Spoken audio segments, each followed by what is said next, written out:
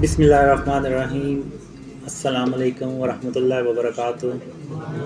آج جس پہ بات کروں گا میں وہ شرک اور اس کی اقسام اور موجودہ پاکستان کی صورتحال اور جو خواب ہیں وہ اسلام میں حجت ہیں یا نہیں ہیں، اور پھر اس کے بعد جو لوگ میرے بارے میں باتیں کرتے ہیں اس کے بارے میں بھی میں ذکر کروں گا۔ تو سب سے پہلے تو یہ کہ تمام تعریفیں اللہ رب العالمین کے لیے ہیں، اور بے شک اللہ آسمانوں اور زمین کا مالک ہے، اور اس کے سوا ہم کسی کو معبود سمجھ کر نہیں پکاریں گے، اور بے شک اللہ سب سے بڑھ کر مہربان ہے۔ تو آج ہم دیکھتے ہیں کہ ہم جو مسلمان ہیں وہ تعداد میں بھی بہت زیادہ ہیں، اور حج اور عمرہ بھی پہلے سے بہت زیادہ کیا جاتا ہے، نمازیں بھی پہلے سے زیادہ پڑھی جاتی ہیں، اور صدقہ اور خیرات بھی پہلے سے زیادہ کیا جاتا ہے۔ تو کیا وجہ ہے کہ سب کچھ زیادہ ہونے کے باوجود ہم مسلمان جو ہیں وہ پستی میں ہی چلتے جا رہے ہیں، یعنی ہم اندھیروں میں ڈوبتے چلے جا رہے ہیں؟ تو اس کی آخر کیا وجہ ہے؟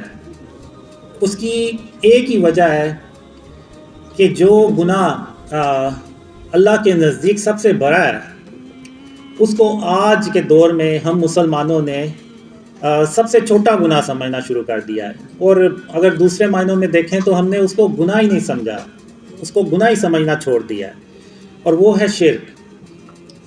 شرک کے بارے میں اللہ نے قرآن میں بھی جگہ جگہ ارشاد فرمایا ہے کہ اللہ قیامت کے دن جس کے چاہے گا گناہ بخش دے گا، مگر شرک کبھی معاف نہیں کرے گا، اور جس نے شرک کیا اس نے اپنی جان پہ ظلم کیا۔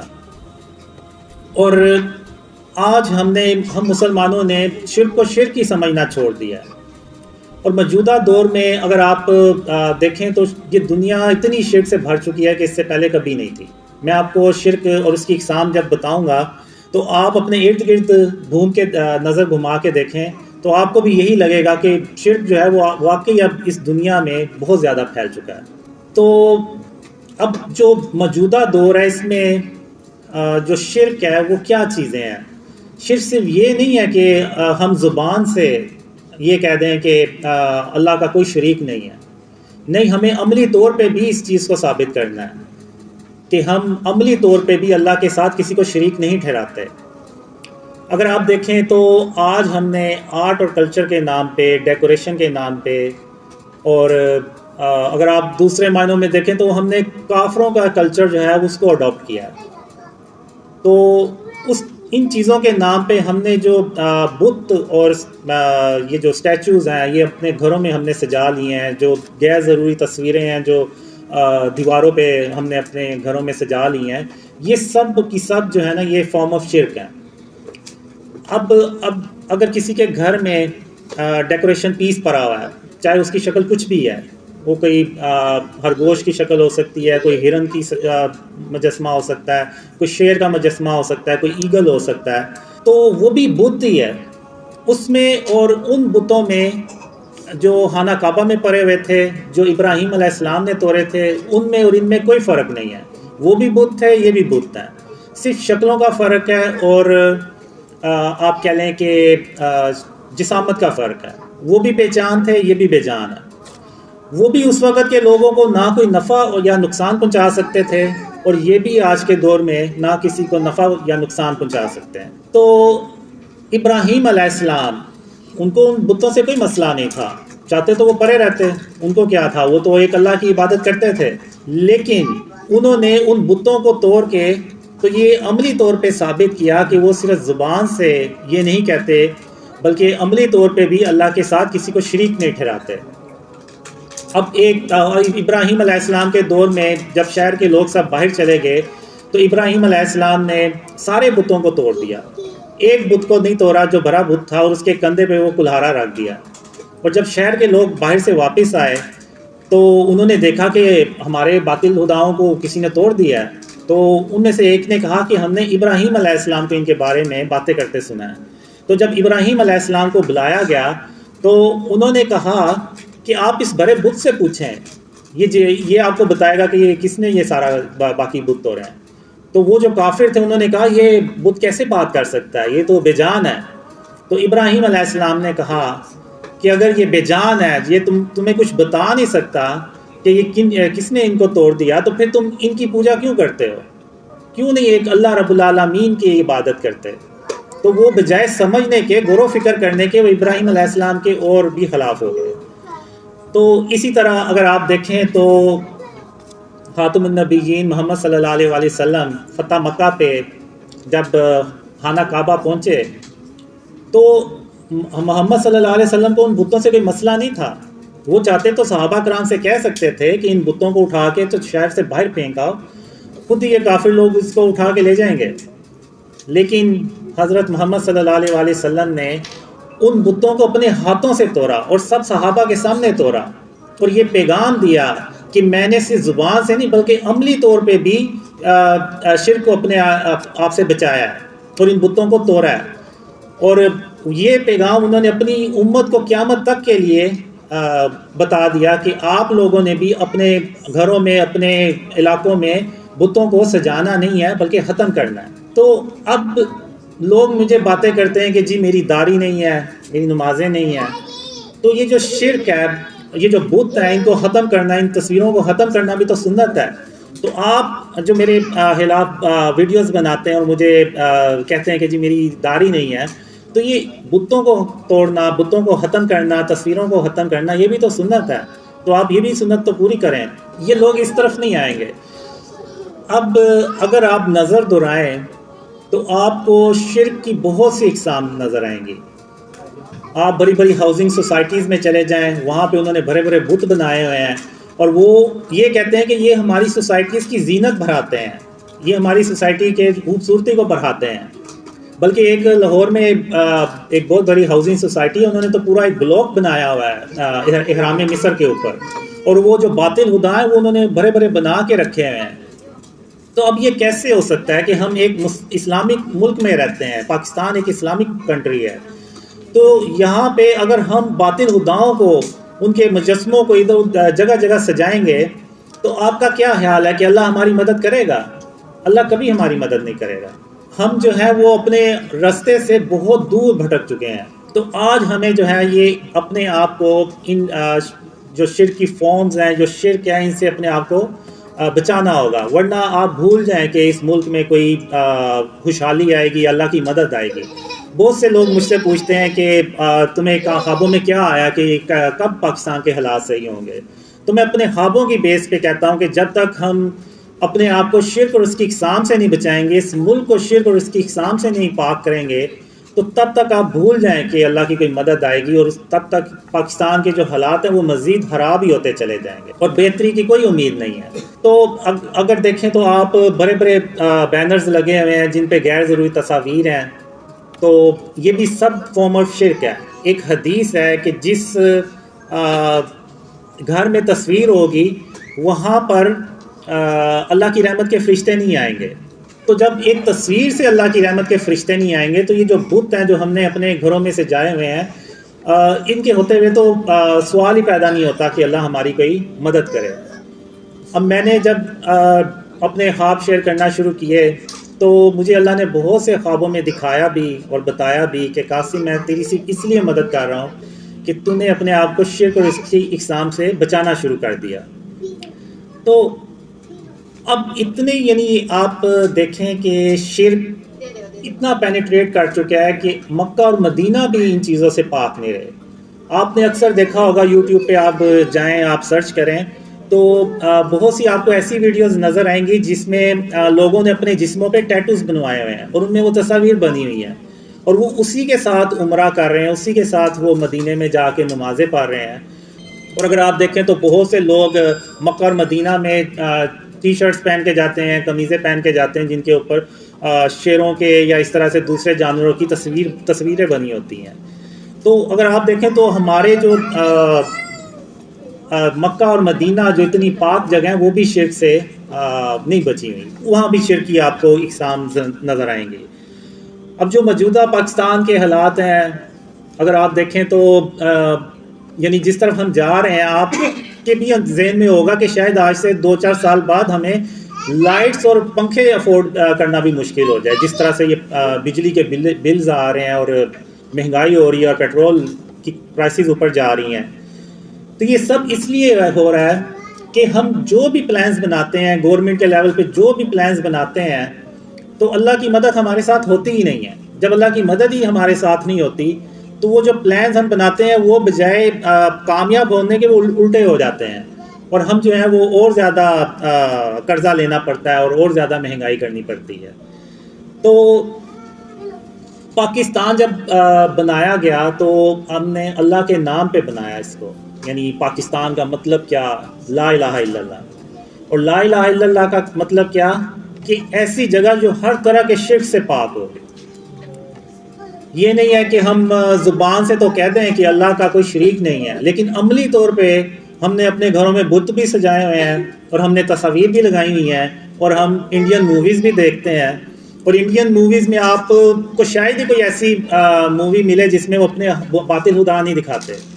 تو یعنی ایک مسلمان جب وہ ایک مووی دیکھتا ہے انڈین مووی، اور اس میں وہ جب باطل خدا کے کرشمے دکھاتے ہیں اور بتاتے ہیں کہ ہیرو جو تھا وہ ناکام ہو رہا تھا اور باطل خدا نے اس کی مدد کی اور وہ کامیاب ہو گیا، اب وہ سٹوری ایک مسلمان اپنے کسی دوسرے مسلمان کو شیئر کرے گا اور کہے گا کہ یار تم بھی فلم دیکھنا، بڑی اچھی ہے، تو وہ اب عملی طور پہ تو وہ شرک کر رہا ہے، وہ اپنی زبان سے مانے یا نہ مانے وہ ایک علیحدہ بات ہے، لیکن عملی طور پہ تو اس نے کیا ہے۔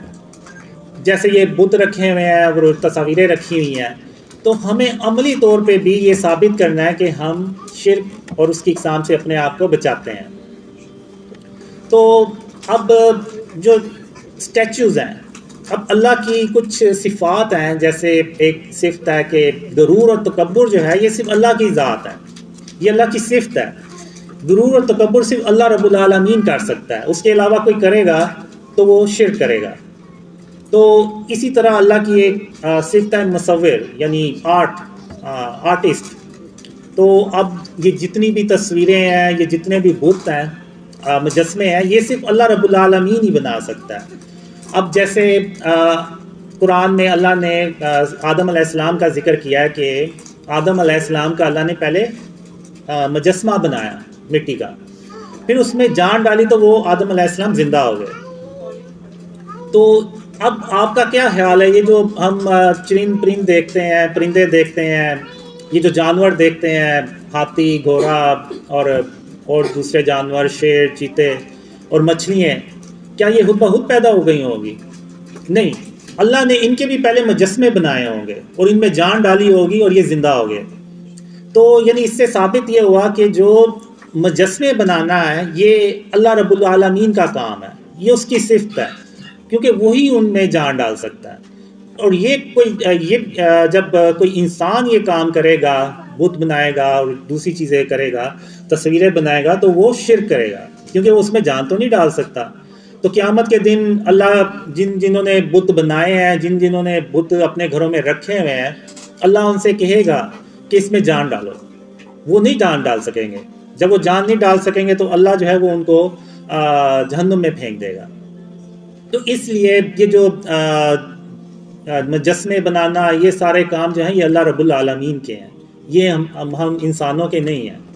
خاص طور پہ ہم مسلمانوں کو تو ہر حال میں ان چیزوں سے اپنے آپ کو بچانا ہے۔ اب ہم کرتے کیا ہے کہ ہم نے اللہ کو خوش کرنے کی بجائے اپنے نفس کو خوش کرنا شروع کر دیا، اور ہم اتنے یعنی نفس کے غلام بن گئے ہیں کہ ہم بیسیکلی کافروں کی کاپی کرنا چاہتے ہیں۔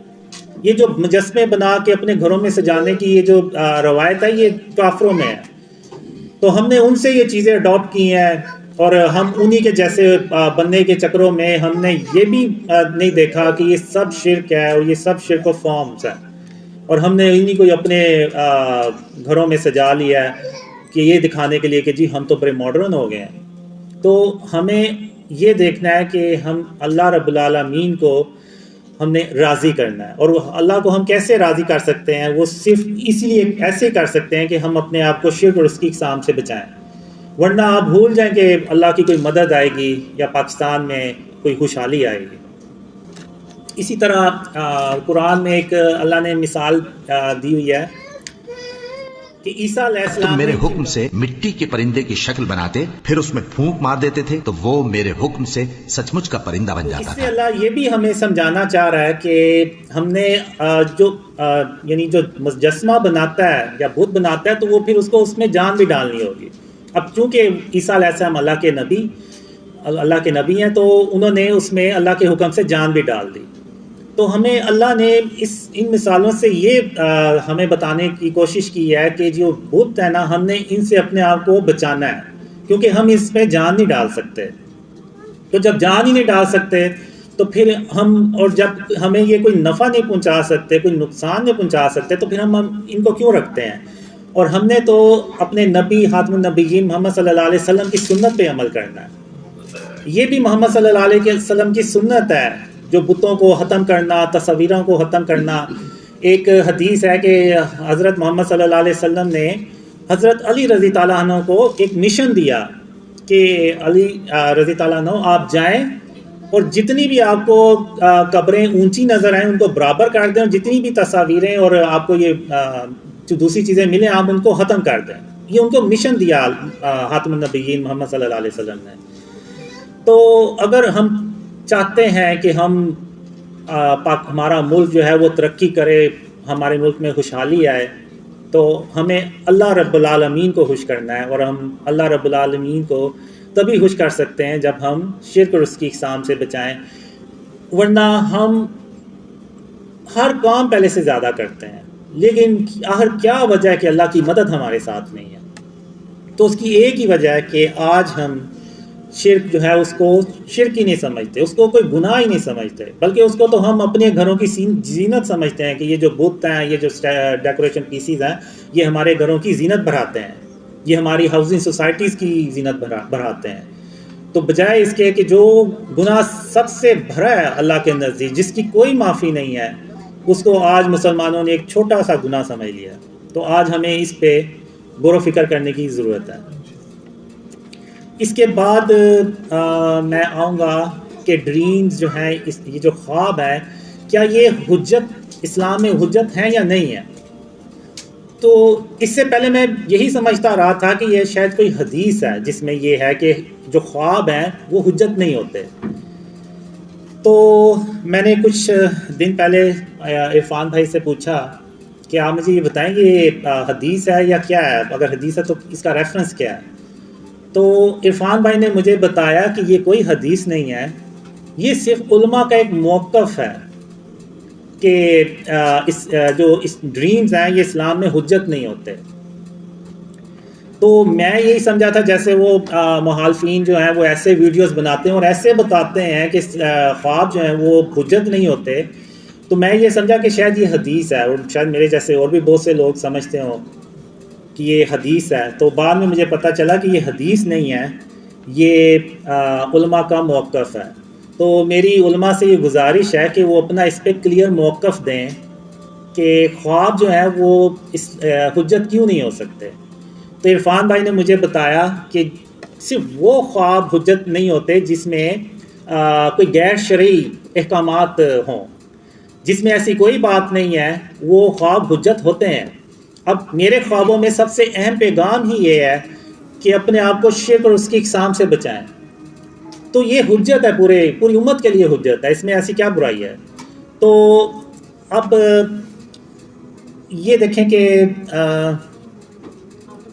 جو ڈریمز ہیں ان میں یعنی میرے جو مخالفین ہیں وہ بھی اپنی ویڈیوز میں یہ کہتے ہیں کہ اس کے جو خواب ہیں، جو اس کو خوابوں میں پیغامات دیے گئے ہیں، وہ آلریڈی پہلے سے حدیثوں میں موجود ہے، قرآن میں موجود ہے، یعنی وہ بھی اس چیز کو ایکسیپٹ کر رہے ہیں کہ اس کے خوابوں میں ایسی کوئی بات نہیں ہے جو قرآن اور حدیث سے ٹکرائے، یعنی اس کا مطلب ہے کہ وہ حجت ہے۔ پھر یہ ایک جو میرے ڈریمز ہیں یہ ایک طرح سے پوری امت کے لیے ایک ریمائنڈر ہے کہ اللہ ایک پیغام سے، ایک خوابوں کے ذریعے سے ایک پیغام ہمیں دے رہا ہے، ایک ریمائنڈ کروا رہا ہے کہ اس دور میں جس میں آپ کہہ لیں کہ شرک اتنا بڑھ چکا ہے کہ لوگوں نے شرک کو شرک ہی سمجھنا چھوڑ دیا ہے، تو اللہ نے وہ ایک ریمائنڈر بھیجا ہے کہ آپ اپنے آپ کو شرک سے بچائیں اور اس کی اقسام سے بچائیں۔ اور جو اللہ نے مجھے خوابوں میں یہ بھی بتایا کہ شرک کی اقسام کیا ہیں اور ان سے ہم کیسے بچ سکتے ہیں،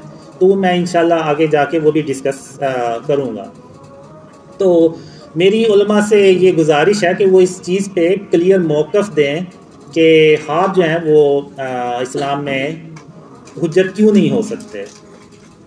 تو ایسا نہ ہو کہ اللہ اپنی رحمت سے جب یہ خواب سچ کر دکھائے تو یہ جو دوسرے جو مسلمان ہیں، خاص طور پہ جو آپ کو فالو بھی کرتے ہیں، وہ آپ سے پھر یہ کہتے پھریں گے کہ آپ تو کہا کرتے تھے کہ ڈریمز حجت نہیں ہوتے، تو اس کے خوابوں پہ عمل کرتے ہوئے جب ہم نے اس ملک کو شرک اور اس کی اقسام سے پاک کیا تو اللہ کی رحمتیں اور برکتیں نازل ہوئیں اور ہم ان مشکلات سے باہر نکل گئے اور اس ملک میں خوشحالی آ گئی۔ تو آپ کہتے تھے کہ یہ حجت نہیں ہوتے، اس کے خواب تو پاکستان کے لیے حجت بن گئے ہیں، اور بلکہ نہ صرف پاکستان کے لیے بلکہ پوری امت کے لیے حجت بن گئے ہیں۔ پوری امت کو یہ پیغام کیا پوری دنیا میں کہ اگر آپ نے بھی ان اندھیروں سے باہر نکلنا ہے تو آپ بھی اپنے آپ کو شرک اور اس کی اقسام سے بچائیں، تو آپ بھی اسی طرح ہی خوشحال ہو جائیں گے جیسے کہ آج پاکستان کے لوگ ہیں۔ تو ایسا نہ ہو کہ کل کو آپ لوگ جو ہیں مسلمان وہ آپ علماء کو یہ کہتے کہیں کہ آپ کی یہ بات، اگر یہ بات غلط تھی تو ہو سکتا ہے آپ کی باقی باتیں بھی غلط ہوں، تو وہ آپ کی باقی باتوں پہ بھی یقین نہ کریں۔ تو میری آپ سے یہ گزارش ہے کہ آپ اس پہ کلیئر موقف دیں کہ کون سے خواب حجت ہوتے ہیں اور کون سے خواب حجت نہیں ہوتے، کیونکہ جو میرے مخالفین ہیں وہ اس چیز کو بیس بنا کے کہتے ہیں کہ ڈریم جو ہیں وہ حجت نہیں ہوتے۔ میں آپ کو مثالیں بھی دوں گا کہ اسلام میں خوابوں کی اہمیت کتنی زیادہ ہے۔ پہلی مثال میں دوں گا آپ کو کہ ہم ہر سال جو بڑی عید پہ قربانی کرتے ہیں وہ بھی ایک خواب کے نتیجے میں ہم کرتے ہیں۔ ابراہیم علیہ السلام کو خواب آیا تھا کہ وہ اپنے بیٹے اسماعیل کو اللہ کی راہ میں قربان کرتے ہیں۔ تو جب ابراہیم علیہ السلام جب یہ عمل کرنے لگے تو اللہ نے ارشاد فرمایا کہ بس ابراہیم بس، آپ نے اپنا خواب سچ کر دکھایا۔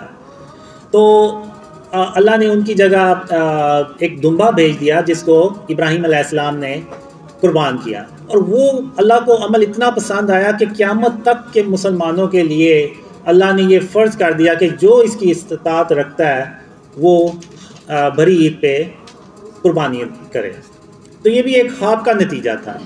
پھر اس کے بعد اگر آپ دیکھیں تو یوسف علیہ السلام، ان کو بھی خواب آیا، اور یوسف علیہ السلام کے دور میں کافر بادشاہ جس نے یوسف علیہ السلام پہ ظلم کیا، ان کو جیل میں بھیج دیا، اس ظالم بادشاہ کو ایک خواب آیا کہ 7 پتلی گائیں جو ہیں وہ 7 موٹی گایوں کو کھا رہی ہیں۔ تو اس وقت کسی کو اس کی تعبیر ہی نہیں سمجھ آئی۔ تو بادشاہ کا ایک درباری ہوتا تھا، تو اس نے کہا کہ مجھے ایک شخص کا پتہ ہے، وہ آپ کو اس خواب کی تعبیر بالکل صحیح بتائے گا۔ ان کا نام ہے یوسف علیہ السلام۔ تو جب یوسف علیہ السلام کو بلایا گیا تو یوسف علیہ السلام نے جو اس خواب کی تعبیر بتائی وہ یہ بتائی کہ 7 خوشحالی کے سال آئیں گے، پھر اس کے بعد 7 خشک سالی کے سال آئیں گے۔ تو آپ نے خوشحالی کے سالوں میں جو اناج جمع کیا ہوگا وہ آپ نے باقی خشک سالی کے سالوں میں ان کو استعمال کرنا ہے۔ تو پھر یوسف علیہ السلام کو یہ اس کی ذمہ داری دی گئی کہ آپ اس پہ کام کریں۔ تو یوسف علیہ السلام نے اللہ کی مدد سے اس پہ کام کیا، اور وہ اس وقت کے لوگ جو ہیں وہ اس قحط زدہ جو سال تھے ان سے وہ بچ گئے۔ تو وہ بھی ایک خواب تھا، اور وہ ایک ظالم بادشاہ کا خواب تھا جو اللہ کو مانتا بھی نہیں تھا، تو اس کا خواب بھی سچا ہوا۔ تو اس کے بعد اگر آپ دیکھیں تو جو اذان ہوتی ہے وہ بھی 3 صحابہ کو خوابوں میں آیا اذان کے بارے میں، جو ہم دن میں 5 بار سنتے ہیں۔ تو اب علماء کہیں گے کہ یہ نبیوں کے خواب تھے یا نبیوں نے اپروو کیے تھے خواب۔ وہ جو ظالم بادشاہ کو خواب آیا تھا وہ یوسف علیہ السلام یعنی اللہ کے نبی نے وہ خواب اپروو کیا تھا۔ تو چلیں یہ بھی مان لیتے ہیں، کیونکہ جو نبی کا خواب ہوتا ہے وہ وہی ہوتا ہے، بلکہ نبی جو ہوتے ہیں اللہ کے، ان کا ایک ایک بات ایک ایک عمل وہ اللہ کی طرف سے ہوتا ہے۔ تو چلیں یہ بھی مان لیتے ہیں کہ وہ چونکہ نبیوں نے اپروو کیا تھا۔ تو اب میں ایک آپ کو ایسی مثال دوں گا جو یعنی خاتم النبیین محمد صلی اللہ علیہ وسلم کے بعد ایک آدمی کو خواب آیا تھا، اور وہ خواب اس وقت کے خلیفہ کے لیے بھی حجت بنا، اور اس وقت پوری امت تھی ان کے لیے بھی وہ حجت بنا۔ وہ خواب یہ کہ حضرت عمر رضی تعالیٰ عنہ جب خلیفہ تھے تو ان کے دور میں قحط پڑ گیا، اور قحط اتنا زیادہ پڑ گیا کہ حضرت عمر رضی تعالیٰ عنہ کو جو گورنرز تھے ان سب کو انہوں نے کام پہ لگا دیا کہ آپ جو ہے وہ اناج بھیجیں، اور جب آپ اناج بھیجیں اور یہ جو قحط جدھر پڑا ہوا ہے اس کو ہم کنٹرول کریں۔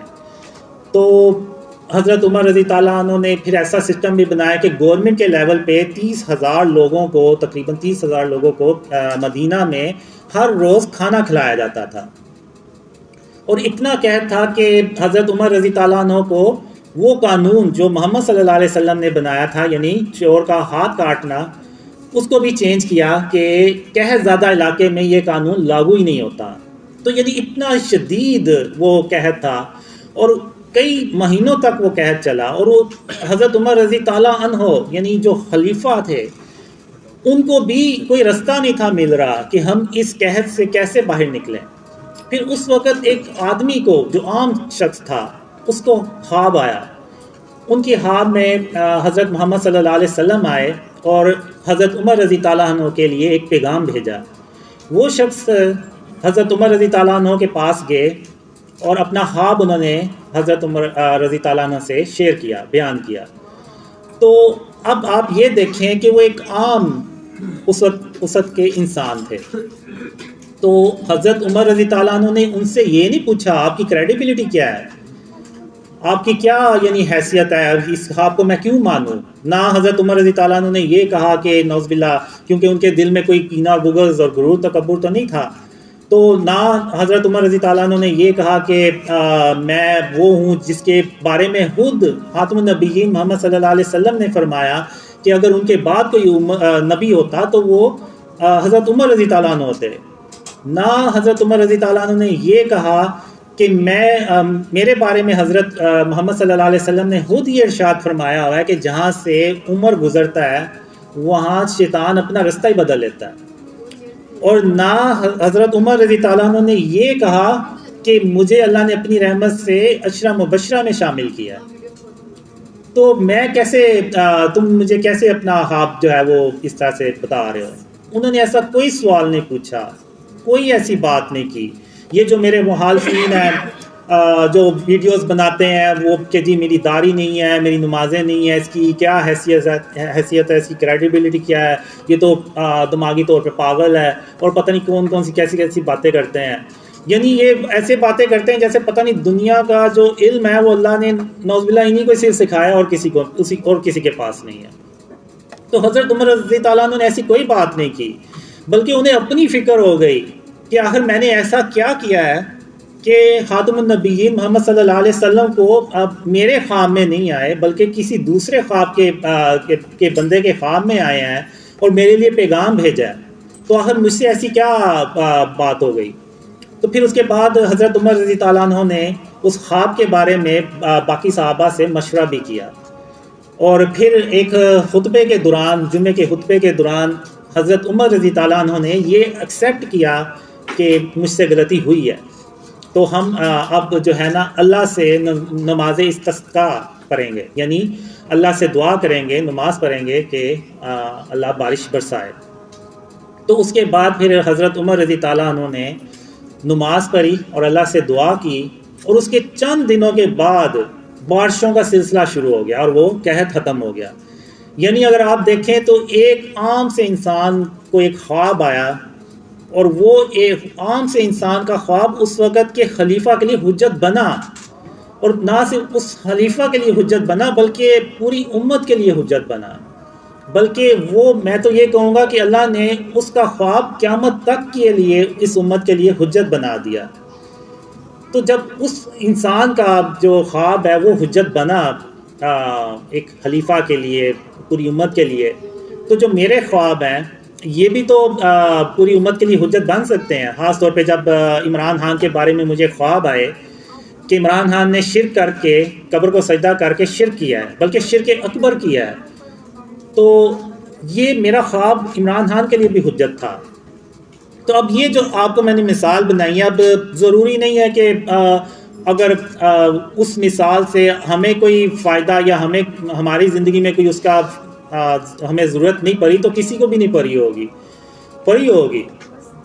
اگر آپ تاریخ دیکھیں تو بڑے بڑے لیڈر گزرے ہیں، ارطغرل، عثمان، محمود غزنوی، ٹیپو سلطان، ان کے اوپر بھی کئی بار مشکل وقت آئے ہوں گے.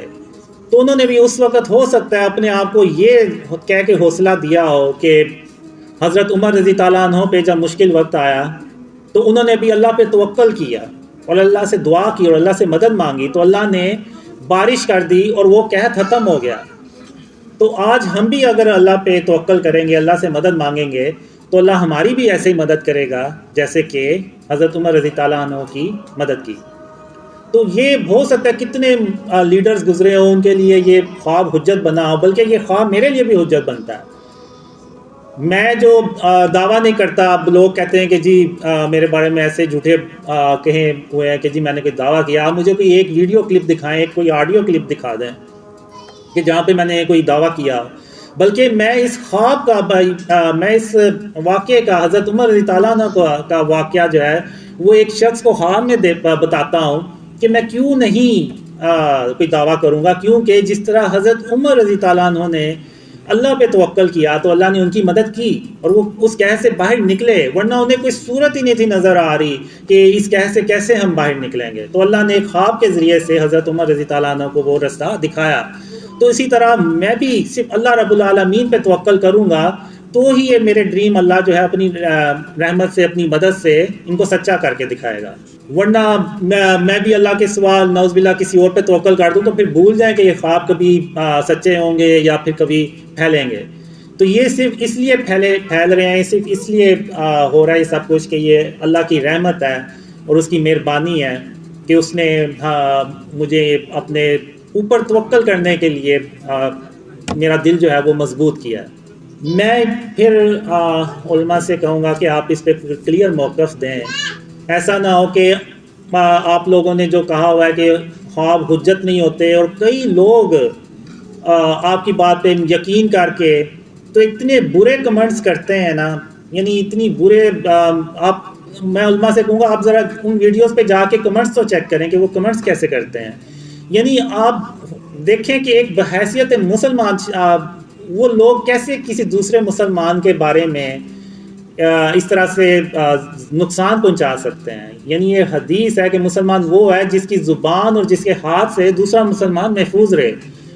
تو اب ایسا نہ ہو کہ ان کا یہ عمل قیامت کے دن ان کی گلے کی ہڈی بن جائے جو نہ ان سے نگلی جائے اور نہ پھر ان سے اگلی جائے. ایک موجودہ دور میں بھی ایک واقعہ ہوا جس کی وجہ سے آج ہم یہاں پہ بیٹھے ہوئے ہیں. تو وہ بھی ایک خواب کا نتیجہ تھا. بابا قوم محمد علی جناح جب یہاں سے تانگ آ کے تو یو کے چلے گئے. تو جب وہ یو کے میں تھے تو اس وقت بابا قوم محمد علی جناح کو حضرت محمد صلی اللہ علیہ وسلم کی زیارت ہوئی اور انہوں نے کہا کہ محمد علی جناح واپس جاؤ تم اور وہاں پہ برے صغیر کے مسلمانوں کی مدد کرو. تو پھر اس خواب کے بعد وہ واپس پاکستان آئے اور پاکستان کے لیے انہوں نے جد و جہد کی اور اللہ کی رحمت سے پاکستان یہ وجود میں آیا جہاں ہم اس وقت بیٹھے ہوئے ہیں. تو یہ بھی ایک خواب کا نتیجہ ہے. اگر ہو سکتا ہے اس وقت بابا قوم محمد علی جناح کو وہ خواب نہ آتا تو وہ پاکستان ہی نہ آتے اور اس صورت میں پاکستان وجود میں ہی نہ آتا. تو پاکستان کا جو وجود ہے وہ بھی ایک خواب کے نتیجے میں آیا تھا. یہ بھی ایک مثال ہے. اب اسلام میں ڈریمز کی جو اہمیت ہے وہ کیا ہے کوئی بھی نہیں بتاتا. یہ جتنے بھی میرے خلاف ویڈیوز بناتے ہیں بس یہ کہتے ہیں کہ جی اسلام میں خواب حجت نہیں ہوتے اور اس بیس پہ مجھے وہ جھٹلاتے ہیں، میرے خوابوں کو بھی جھٹلاتے ہیں. آخر اس میں ایسی بات ہی کیا ہے؟ یہی تو پیغام ہے میرے خوابوں میں سب سے بڑا کہ اپنے آپ کو شرک اور اس کی اقسام سے بچائیں. اس میں کیا برائی؟ یہ تو پوری امت کے لیے حجت ہے. اب حضرت محمد صلی اللہ علیہ وسلم ہر فجر کی نماز کے بعد صحابہ سے پوچھا کرتے تھے کہ آپ کو کوئی خواب تو نہیں آیا؟ آپ جس کو خواب آئے وہ شیئر کرے. اور پھر ایک حدیث میں خاتم النبیین محمد صلی اللہ علیہ وسلم نے فرمایا کہ نبوت کا سلسلہ ان پہ ختم ہو گیا. محمد صلی اللہ علیہ وسلم اللہ کے آخری رسول ہیں، تھے اور رہیں گے. ان کے بعد نہ کسی نبی نے آنا نہ کسی رسول نے آنا. ان پہ نبوت کا سلسلہ ختم ہو گیا. لیکن محمد صلی اللہ علیہ وسلم نے یہ بھی ارشاد فرمایا کہ میرے جانے کے بعد مبشرات کا سلسلہ باقی رہے گا. تو صحابہ نے پوچھا یہ مبشرات کیا ہیں؟ تو آپ صلی اللہ علیہ وسلم نے فرمایا سچے خواب. یعنی سچے خواب جو ہیں، یعنی سچے خواب کا مطلب یہ نہیں کہ وہ اچھے ہی ہوں، بعض اوقات ہوتا ہے کہ برے خواب بھی سچے ہو جاتے ہیں، تو وہ سچے خوابوں کا ذکر ہوا ہے. اور پھر ایک صحیح مسلم بخاری کی حدیث ہے کہ جس میں آپ صلی اللہ علیہ وسلم نے فرمایا کہ سچے خواب جو ہیں یہ نبوت کا 46واں حصہ ہے. ابن ماجہ میں ہے کہ 170 سچے خواب جو ہے نا وہ نبوت کا 170واں حصہ ہے. ایک حدیث میں 40واں حصہ ہے اور ایک حدیث میں تو 25واں حصہ لکھا ہوا ہے. اور یہ سب حدیثوں میں موجود ہے. یعنی یہ خواب و اسلام میں خوابوں کی اہمیت بیان کی گئی ہے. اور یہ کس نے بیان کی ہے؟ یہ خاتم النبیین محمد صلی اللہ علیہ وسلم نے بیان فرمائی ہے. تو ہم نے یہ حدیثوں کو بھلا دیا، اور وہ جو علماء کا موقف ہے اس کو اتنا اسٹرانگلی ہم پیش کرتے ہیں کہ پتہ نہیں جیسے وہ کوئی حدیث ہے. تو میں پھر یہی کہوں گا کہ آپ علماء سے کہ اس پہ کوئی کلیئر موقف دیں. میرے خوابوں میں یہ ہے کہ جو شرک ہے اس کی اقسام، شرک اور اس کی اقسام سے اپنے آپ کو بچائیں. تو بہت سے لوگ کہتے ہیں کہ جی یہ تو شیطان آ کے آپ کو بہکا رہا ہے. تو میں ان سے پوچھتا بھی ہوں کہ کیا نعوذ باللہ شیطان جو ہے وہ اس نے توبہ کر لی ہے کہ وہ سیدھے رستے پہ آ گیا اور مجھے آ کے بتا رہا ہے کہ یار تم اپنے آپ کو شرک اور اس کی اقسام سے بچاؤ، نہیں تو قیامت کے دن اللہ جو ہے نا وہ شرک معاف نہیں کرے گا. یہ کیسے ہو سکتا ہے کہ شیطان آ کے مجھے کہے کہ تم غرور اور تکبر نہ کرو؟ شیطان آ کے مجھ سے کہے کہ اپنے سینے سے کینہ اور بغض نکال دو. شیطان مجھ سے یہ کہے آ کے کہ زمین پہ اکڑ کے مت چلو، عاجزی سے چلو اور سر کو جھکا کے چلو. یہ کیسے ہو سکتا ہے کہ شیطان مجھے یہ چیزیں آ کے سکھانا شروع ہو جائے کہ اپنی جو کھانے کی برتن ہیں ان کو اپنی انگلی سے چاٹ کے صاف کر لیا کرو. تو یعنی یہ کیسے ہو سکتا ہے کہ یعنی کسی کا مذاق نہ ہو رہا ہو، کسی دوسرے مسلمان کا مذاق نہ ہو رہا ہو. یہاں تک اللہ نے مجھے کہا کہ کسی مسلمان کا جب تم مذاق اڑاتے ہو تو تم اس کا نہیں بلکہ کسی مسلمان کا نہیں، کسی انسان کا. اب وہ انسان مسلمان بھی ہو سکتا ہے اور کافر بھی ہو سکتا ہے. تو یعنی مجھے اللہ نے حرام میں کسی کافر کا بھی مذاق اڑانے سے منع فرمایا کہ کیونکہ اس صورت میں تم اس کا مذاق نہیں اڑا رہے ہو، تم نعوذ باللہ اللہ رب العالمین کا مذاق اڑا رہے ہو کہ اللہ نے اس کو پیدا کر کے اس کو ایسا بنا کے نعوذ باللہ کوئی بہت بڑی غلطی کر دی. تو اللہ نے مذاق اڑانے سے بھی منع فرمایا. تو یہ کیسے ہو سکتا ہے کہ شیطان جو ہے وہ سیدھے رستے پہ آ گیا اور مجھے یہ چیزیں سکھا رہا ہے؟ تو آپ یعنی مجھے یہ جو ویڈیوز بناتے ہیں وہ خود کہتے ہیں کہ اس کے خوابوں میں وہی چیزیں جو پہلے سے موجود ہیں، تو پھر یہ کیسے حجت نہیں ہو سکتی؟ تو اس پہ بھی ذرا کلیئر بات کی جائے. اب میں بات کروں گا 6 ستمبر کے حوالے سے، کیونکہ آج 6 ستمبر بھی ہے. تو آج کے دن ہم پاکستانی جو ہیں وہ اپنے شہداء کو یاد کرتے ہیں، ان کی قربانیوں کو یاد کرتے ہیں.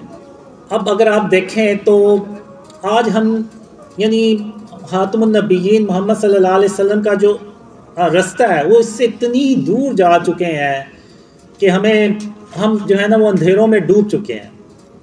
اب میں army chief general Asim Munir ان سے گزارش کروں گا کہ آپ اب میں جو بات کرنے جا رہا ہوں اس پہ تھوڑا سا آپ بھی غور کریں. آرمی چیف صاحب، ہم اپنے شہداء سے جتنی مرضی محبت کرنے والے بن جائیں، ہم اتنی محبت کبھی نہیں کر سکتے جتنی محبت خاتم النبیین محمد صلی اللہ علیہ وآلہ وسلم اپنے چچا حضرت حمزہ رضی تعالیٰ عنہ سے کرتے ہیں یا اپنے باقی صحابہ سے کرتے ہیں. ہم ان کے جیسی محبت اپنے شہداء سے کر ہی نہیں سکتے. تو جب حضرت حمزہ رضی تعالیٰ عنہ کو غزوہ احد میں شہید کیا گیا تو اس کے بعد خاتم النبیین محمد صلی اللہ علیہ وسلم نے اپنے صحابہ سے یہ نہیں کہا کہ آپ ان کا مجسمہ بنائیں یا تصویر بنائیں تاکہ میں ان کو یاد کیا کروں. نہیں، انہوں نے ایسا نہیں کیا. انہوں نے اپنے چچا کے لیے اللہ سے دعا مانگی. اور باقی بھی صحابہ شہید ہوئے، کئی جنگوں میں آپ صلی اللہ علیہ وسلم کے ساتھ شہید ہوئے. محمد صلی اللہ علیہ وسلم نے کبھی کسی کا مجسمہ نہیں بنوایا، نہ کبھی کسی کی تصویر بنوائی. کہ ان کو یاد کیا جائے، بلکہ آپ صلی اللہ علیہ وسلم نے دعا فرمائی. یعنی جو سنت ہے وہ شہیدوں کے لیے دعا کی سنت ہے، نہ کہ ان کے مجسمے بنا کے تو ہم ان کو رکھیں یا ان کی تصاویر ہم لگائیں. آج کیا ہوتا ہے، آج 6 ستمبر ہے، تو آج کے دن کیا ہوتا ہے کہ ہم اپنے شہیدوں کو یاد کرتے ہیں، مجسمے بنا کے یاد کرتے ہیں کہ یہ اس شہید کا مجسمہ ہے کہ جنہوں نے 1965 میں لاہور میں دشمن کو کئی دن تک روک کے رکھا. پھر ہم بتاتے ہیں کہ یہ ان شہید کا مجسمہ ہے کہ جنہوں نے اپنا جہاز گرا دیا لیکن دشمن کی غلامی قبول نہیں کی. پھر ہم بتاتے ہیں کہ یہ اس شہید کا مجسمہ ہے کہ جنہوں نے کارگل میں جام شہادت نوش فرمایا. یعنی آج ہم اس طرح سے اپنے شہیدوں کو یاد کرتے ہیں. اگر آپ کافروں کو دیکھیں تو یہ کافروں کا طرز عمل ہے. وہ جو ان کے جو فوجی جنگوں میں مارے جاتے ہیں تو وہ ان کی یاد میں مجسمے بنا لیتے ہیں، پھر ان کو ایسے یاد کرتے ہیں کہ یہ فلانا فوجی تھا، فلانی جنگ میں مارا گیا، 1900 یعنی پہلی جنگ عظیم میں مارا گیا، دوسری جنگ عظیم میں مارا گیا، اسی طرح یاد کرتے ہیں. تو آرمی چیف صاحب، آپ اگر صدیوں پیچھے چلے جائیں تو کافر لوگ کیا کرتے تھے، بلکہ ابھی بھی کرتے ہوں گے. اس وقت کافر لوگ کیا کرتے تھے، انہوں نے مجسمے بنائے ہوئے تھے باطل خداؤں کے کہ یہ مجسمہ جو ہے باطل خدا کا یہ بارش برسانے والا ہے، یہ مجسمہ جو ہے یہ رزق فراہم کرنے والا ہے، یہ باطل خدا کا مجسمہ ہے، یہ ہماری پریشانی ہے، مصیبتیں دور کرتا ہے، نعوذ باللہ. تو آج اگر آپ دیکھیں تو کیا ہم نے بھی محمد صلی اللہ علیہ وسلم کی سنت کو چھوڑ کے ان کافروں کا طرز عمل نہیں اپنا لیا اپنے شہیدوں کو یاد کرنے کے لیے؟ اور آپ مجھے یہ بتائیں جنرل صاحب کہ جو کعبہ میں 360 بت پڑے ہوئے تھے، ان بتوں میں، ان مجسموں میں، اور یہ جو آج ہم نے شہداء کے مجسمے بنا لیے ہوئے ہیں، ان میں اور ان میں کیا فرق ہے؟ ایون اگر آپ دیکھیں تو آرمی کی بیسس پہ ہم چلے جائیں تو وہاں بھی وہ مجسمے بنے ہوئے ہیں جس میں وہ کمانڈرز دکھائے ہوئے ہیں جنہوں نے مختلف ایکشنز بنائے ہوئے ہیں. تو ان مجسموں میں اور جو 360 مجسمے خانہ کعبہ میں پڑے ہوئے تھے، ان میں اور ان میں کیا فرق ہے؟ یا جو ابراہیم علیہ السلام نے بت توڑے تھے، ان میں اور ان میں کیا فرق ہے؟ کوئی فرق نہیں ہے. وہ بھی بت تھے، یہ بھی بت ہیں، وہ بھی بے جان تھے، یہ بھی بے جان ہیں. تو کیا ایسا نہیں ہوا کہ ہم نے محمد صلی اللہ علیہ وسلم کا جو راستہ تھا اس کو چھوڑ کے تو ہم نے کافروں کا طرز عمل اپنا لیا ہے، اور کافروں کو خوش کرنے کے لیے ہم نے یہ مجسمے بنا لیے ہیں، اور ہم بھی ان کو ایسے یاد کرتے ہیں جیسے کہ کافر لوگ ان کو یاد کرتے ہیں. ہمیں آج حضرت محمد صلی اللہ علیہ وسلم جو ہمارے آخری نبی ہیں، جن کے ہم امتی ہیں، ان کے نقش قدم پہ ہم نے آج چلنا ہے. اور ان کے نقش قدم پر چلنے کے لیے پہلا جو قدم ہے وہ ہے توحید کا. اور توحید کیا ہے؟ کہ لا الہ الا اللہ، کہ اللہ کے سوا کوئی معبود نہیں ہے. اور ہم نے یہ بات صرف اپنی زبان سے نہیں پوری کرنی بلکہ اپنے عمل سے بھی پوری کرنی ہے.